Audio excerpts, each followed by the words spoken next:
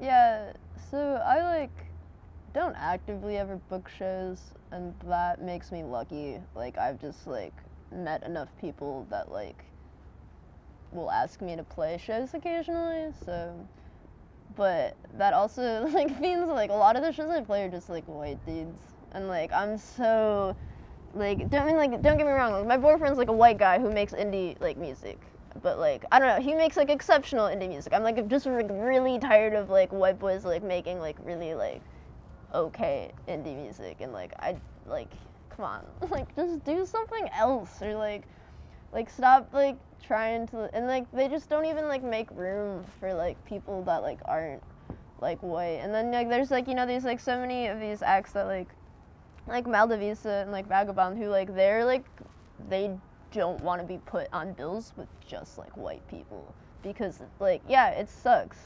I'm half Asian, and so seeing people Japanese Breakfast and Mitski, I'm just sick. Femme people of color is inherently more punk. There's this woman named Rianda who's from China, and she makes really amazing music, and I've gotten to play with her a couple times. Yeah, I don't know. I the high school I went to. I grew up in Chicago, and I grew up in a very white neighborhood. It was but the school I went to was very much half Hispanic, half white, and I was the only Asian person. So everyone was always "You're Asian," and I was okay, all right, I guess that's me. And then I got to high school, and all my really close friends, almost all of them are Asian, and they're a couple of my friends' parents are actually from China. And they're you're white, you're really white, and I was just okay, sick. And now in New York, in such a weird time for identity politics. I don't know. I'm sick of the white bro indie scene, and I don't really want any part of it. I guess my problem isn't in the fact that there's a lot of white musicians, just because I mean, I'm white. I'm mixed, so I mean it's fine. I'd prefer there not to be as many.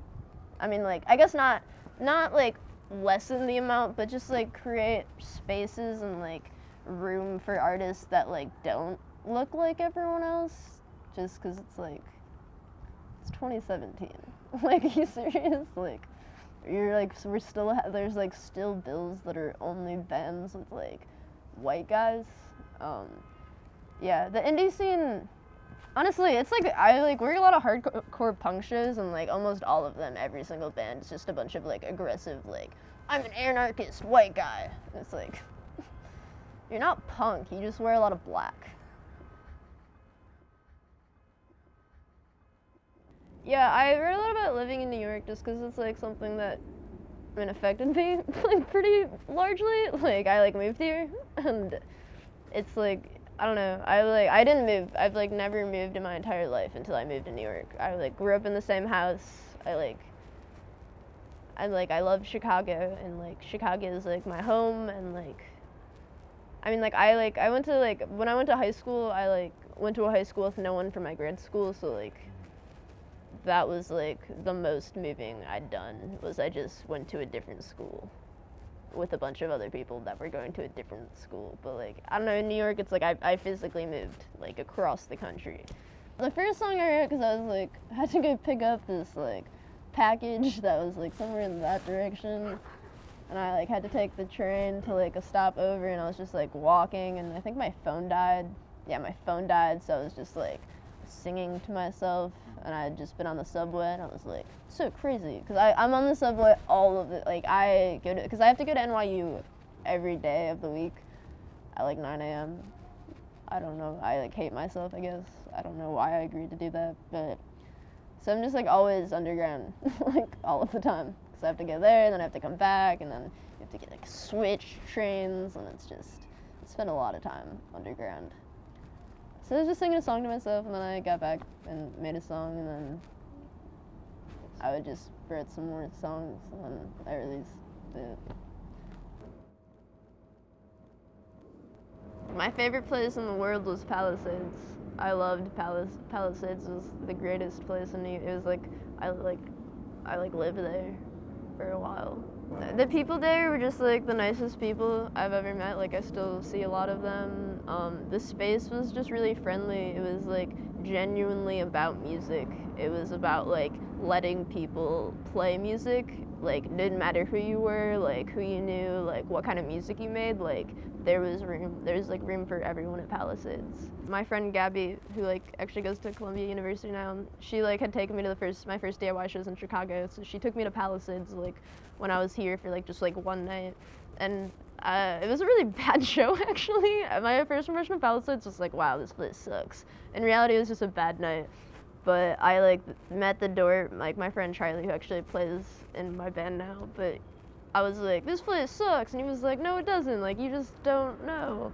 And I was like, okay, well, like let me like book you a show in Chicago, and I'll show you like what real DIY is like. And he was like, fine. And I was like, also, could I just like come here for free if I book you in Chicago? And he was like, yeah. And I was like, all right. So I booked him in Chicago, and then like I ended up going to Palisades a lot just because like kids at NYU scared me.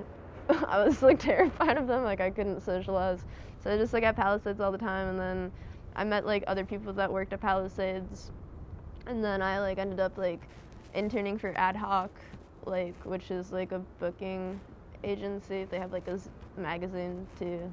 I like interned for them. I still don't really know what they do, like what their title is, but and so then I was just like meeting like a lot of people that were like in the scene, and I was like, chill.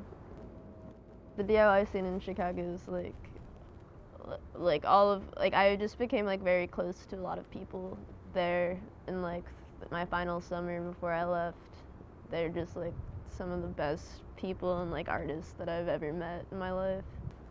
Well, my first show ever was at Grandpa Bay, but like that was like a really awesome space, and like I like pretty much met everyone I like knew like there within like 2 times.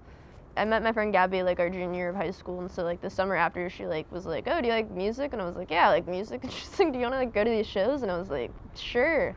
And so I don't know, it was like I like saw that like you could like play music, and like there were like these places that like you could like go and like play, and like there were like these awesome musicians, and I was like, I want to do this. And so then like I started a band.